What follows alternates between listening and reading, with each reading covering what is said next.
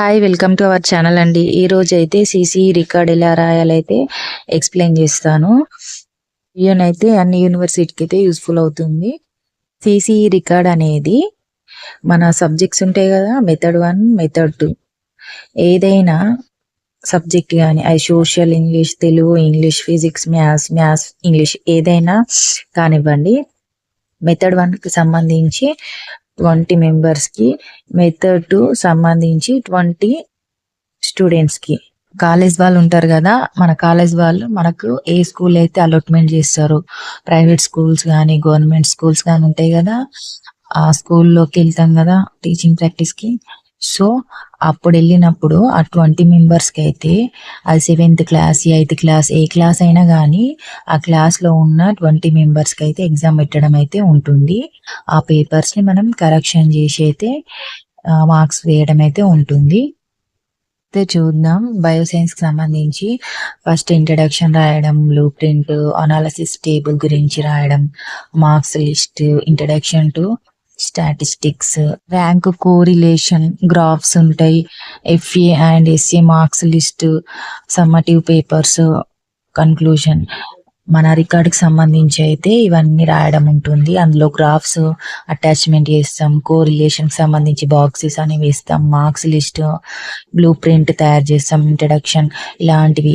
అలాగే FA and SA marks list మనం paper పెడతాం కదా, ఆ పేపర్కి సంబంధించిన మార్క్స్ లిస్ట్, ఎంత పర్సెంటేజ్ వచ్చింది, ఎంత గ్రేడ్ వచ్చింది అనేటి. అలాగే సమ్మటివ్ పేపర్స్ కూడా దానికి అటాచ్ చేయడం ఉంటుంది. సో ఇప్పుడైతే చూద్దాం. ఇందాక చెప్పాను కదా, ఆ ఇండెక్స్లో దానికి సంబంధించి అయితే ఇలా గ్రాఫ్స్ అయితే ఉంటాయండి. ఇవి కూడా అటాచ్ చేయడం ఉంటుంది, దానికి సంబంధించి రాయడం ఉంటుంది. సమ్మటివ్ పేపర్స్ అయితే చూద్దాం. అయితే పేపర్స్ అయితే ఉంటాయి. మనము ఈ పేపర్స్ అనేవి పిల్లలకి ఇచ్చి వాళ్ళకి ఎగ్జామ్ అయితే పెట్టడం ఉంటుంది.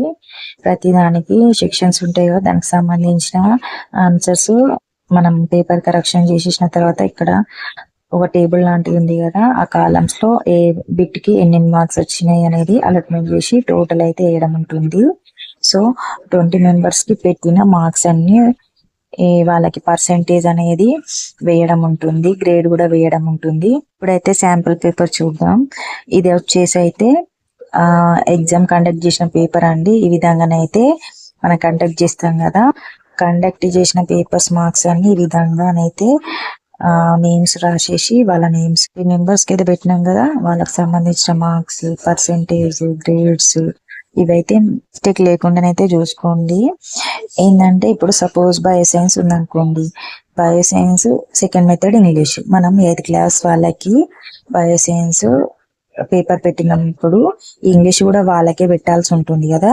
సో నేమ్స్ కానీ మార్క్స్ కానీ పర్ఫెక్ట్ ఉండేటట్లు చూసుకోండి. ఎందుకు అంటే దీనికి సంబంధించిన స్టాటిస్టిక్స్ సంబంధించి వేయడం, లెక్కలు చేయడం ఉంటుంది. సో దానికి కొంచెం మిస్టేక్ చేస్తే మొత్తం తప్పు అయిపోతుంది. సో జాగ్రత్తనైతే వేసుకోండి రాసేటప్పుడు. ఇంకొక డౌట్ ఉంటుంది, మేము రెగ్యులర్గా వెళ్ళాము అనే వాళ్ళకి ఏంటి అంటే, మీ కాలేజ్ వాళ్ళు ఉంటారు కదా మేనేజ్మెంట్, వాళ్ళు చెప్తారు కదా మీకు ఏదైనా స్కూల్ అలాట్మెంట్ చేస్తారు కదా, దానికి సంబంధించిన నేమ్స్ వాళ్ళు ఇస్తారు. వాళ్ళే ఇచ్చినప్పుడు జాగ్రత్తగానైతే రాయండి. ఈ విధంగానైతే రెగ్యులర్ గా వెళ్ళిన వాళ్ళకైతే ఇది స్కూల్లోనే కండక్ట్ చేయాలి. యాక్చువల్ గా మనకు స్కూల్ అనేది అలౌట్ చేస్తారు కదా, అప్పుడే రాయాల్సింది. రెగ్యులర్ గా వెళ్ళిన వాళ్ళకి మీ కాలేజ్ వాళ్ళు అయితే చెప్తారు. సో వాళ్ళు చెప్పినట్టయితే ఫాలో కాండి. మీకు ఏ విధంగా రాయాలి అయితే ఒక ఐడియా వస్తుంది కదా ఈ వీడియో చూస్తేనైతే. ఈ ఎగ్జామ్ కండక్ట్ చేసినప్పుడు ఏంటి అంటే సేమ్ మార్క్స్ వేయద్దు. ఇప్పుడు ఒక 4 మెంబర్స్ కి సేమ్ మార్క్స్ వేయద్దు. అంటే మార్క్స్ ఒకరికి తక్కువ, ఒకరికి నార్మల్ గా, ఒకరికి ఇంకా తక్కువ వచ్చేటట్లు చూసుకోండి. సేమ్ మార్క్స్ అయితే వచ్చేటట్లు మనము చేయొద్దు. సో గ్రేడింగ్ అనేది కొంచెం డిఫరెంట్ ఉండేటట్లు అయితే చూసుకోవాలి. అయితే ఇంగ్లీష్ కి సంబంధించి చూద్దాం. సమ్మటివ్ క్వశ్చన్ పేపర్స్ అని ఉంది కదా, సో ఇంగ్లీష్ పేపర్ అయితే ఇలా ఉంటుంది. మనమైతే కండక్ట్ చేసిన మార్క్స్ అయితే ఇక్కడ టేబుల్ ఉందని చెప్పిన కదా, ఇందులో సెక్షన్ కి సంబంధించిన మార్క్స్ కరెక్షన్ చేసిన తర్వాత అందులో వేయడం ఉంటుంది. తర్వాత టోటల్ అయితే వేయండి.